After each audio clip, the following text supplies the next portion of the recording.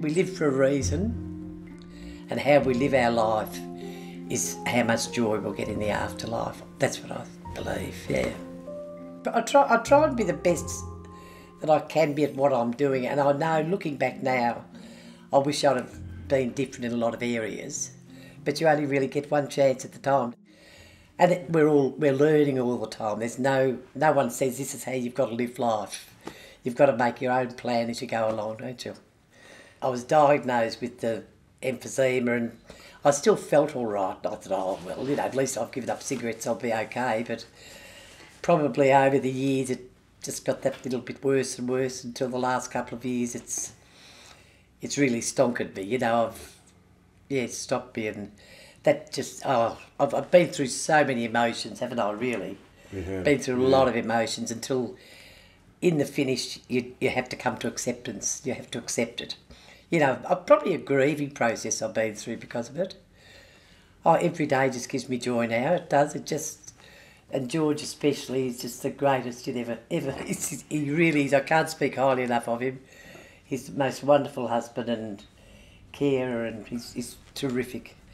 You know, there's everything. You can look for bad things, but you can always find something good, I think. And I know how to handle my sickness now, and I do handle it. Before, I just used to think, before hospice came, I used to think, oh, well, I'm dying and that's it, you know, what can I do? You know, I just accepted the thought that I was dying. Now, no, I'm just going to go on living for as long as I can.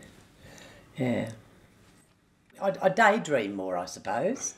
I daydream, and sometimes I can get off track and get myself a little bit scared if I daydream too much about the future. So I always try and stay positive about it. So, you know, I try and think, wow, how great it's going to be, and see this one again and that one again, and, you know, the big reunions, and which it will be. If I don't see God, I'll know He's there, and because I believe in Him, and there'll be perfect love. And however I've lived my life, hopefully I will be repaid for that. But my attitude towards death has changed a lot over the years, which I think is for the better. And I just think, yeah, when I die, it's just going to be great. It's hard, very hard to imagine it. I won't be removed. I'll be still be very close to everyone I love, and hopefully they'll be aware of me near them, sort of thing. It'll be pretty good, actually. You know, I do look forward to it.